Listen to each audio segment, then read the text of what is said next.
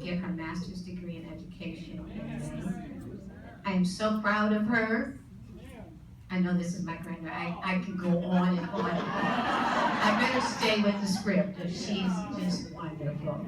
Please welcome Holly Bernard.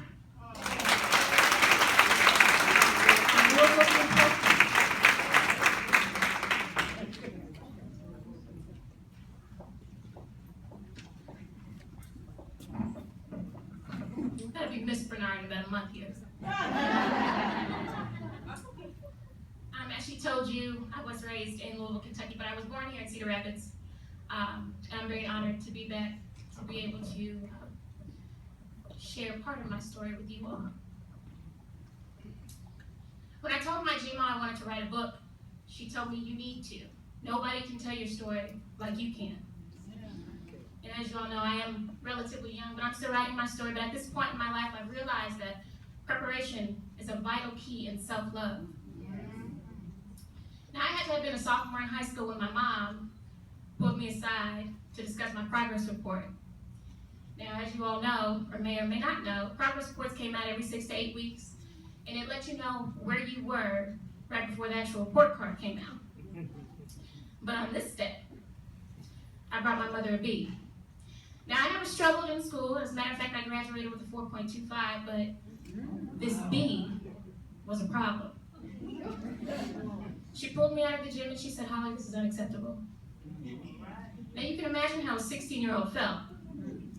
I wanted to be sassy, but for those of you who know my mother, she's got a mean right hook, so I kept that to a minimum. But I will say, I was in disbelief, but at this moment, it stuck with me through everything. It still does. I needed to demand more of myself. I needed to want more for myself. And for those of you who know my family, we're not B students, at least not to them. So I come from an athletic family, and of course, we all had our one sport. Well, mine was basketball. And I had dreamed of playing for the great coaches, Gino Ariema and Pat Summitt, but those dreams quickly diminished when I tore my ACL my junior year of high school.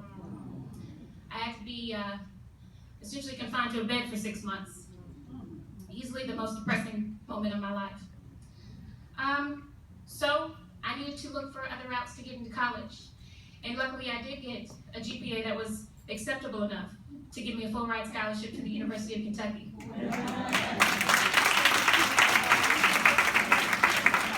I was jazzed about beginning this new life in a new city and meeting new people and preparing to become the greatest educator to walk the planet. So as I started to get more involved with my major, I set 4 goals. One was to receive my bachelor's with an acceptable GPA. The second was to get into a master's program, and if you know my father, you know why my goal was to complete it quicker than he did. I needed to get involved, and I needed to prepare. All right, so I'm proud to say that I did get my bachelor's, and I will have my master's in education next month. I got involved with various organizations. I took a group to Silver Springs, Florida, and we built a bear habitat. Now, I don't really get down with the woods, so this is big for me. Now, of course, we prepare, right? And one of the things that I needed to master before I leave UK is the art of preparation. So, of course, you prepare to go to college. You prepare for all these exams. You prepare for graduation. You prepare to move on with life. I prepared to begin my master's program. I prepared to teach as an apprentice. And although this has been the most emotional and the toughest year of my pre-professional career, I am prepared to walk across that stage next month.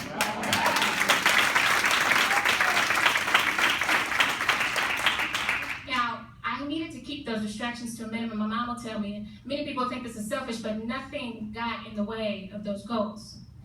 So now, as I move forward and I enter that age where people want to ask you about marriage and kids, I'm preparing to make sure that I keep myself at the top of my list of priorities. I am 20-something, but I have been around enough women, especially our women, to know what this lack of preparation for self-love does to us, right? We become old and unhappy, right, with a laundry list of regrets. We have families, we have friends, we have jobs, and we have all these responsibilities, and we pour all of our nurture into these responsibilities, forgetting about the fact that we have to nurture ourselves. We don't allow ourselves to nurture ourselves. We don't allow ourselves to blossom with our own nurture.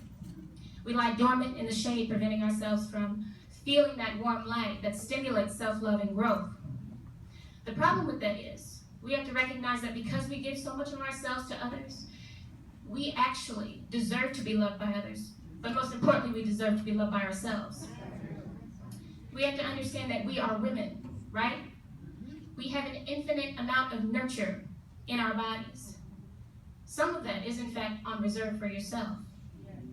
Use it. In closing, we'll keep this short and sweet. I want to encourage each of you to leave here today with a mindset to nurture yourselves. Now I look around the room and I might be one of the youngest people in here, but it's never too late.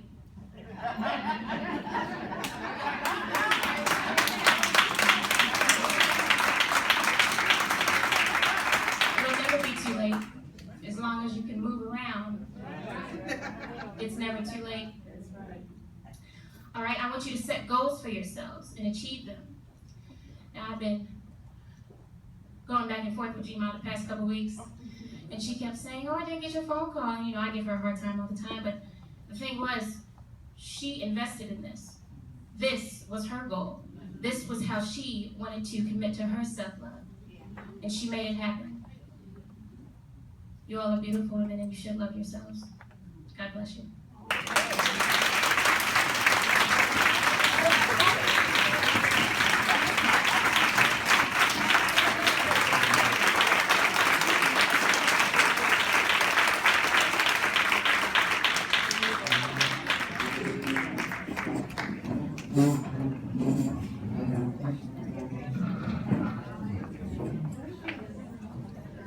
You never know when my grandkids or my grandson back there, when I would tell them things, they would say, yeah, G-Mom, well. Yeah, G-Mom, well. But at her graduation, something beautiful happened. I went to something that they were having to recognize, and these students, and they each had a yellow rose, and they were to take that yellow rose out and give it to someone that, I don't even start crying right now, that had an impact on their lives. And right away, I was clapping, I was looking at Gertrude, my daughter-in-law, looking at my son and thinking, oh, that is so beautiful, Holly. And I was looking down, and Gertrude kept going. I was looking at Holly, and as she was walking toward me, this smile, and I'm like, oh no, don't give that to me. She handed me that yellow rose.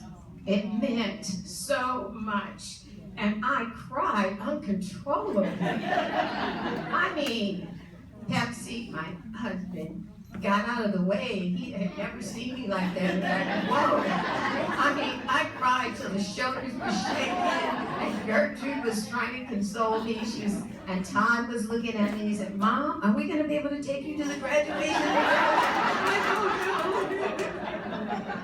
But it's such a beautiful thing, and it's your legacy, because you've done that. It's the same with my daughter-in-law. We've got so close because we were having a discussion this morning about what wives do, mothers do. And I had just had to say, I thought I was smiling at Gertrude because I had just talked with Erica about that beauty shop, and that, oh, well, those of you that are married know what it's all about. And you have to really love yourselves to be in it. Because I got in it again, I'm like, oh my God. I think, but it's been good. Enough of that. Thank you, Holly.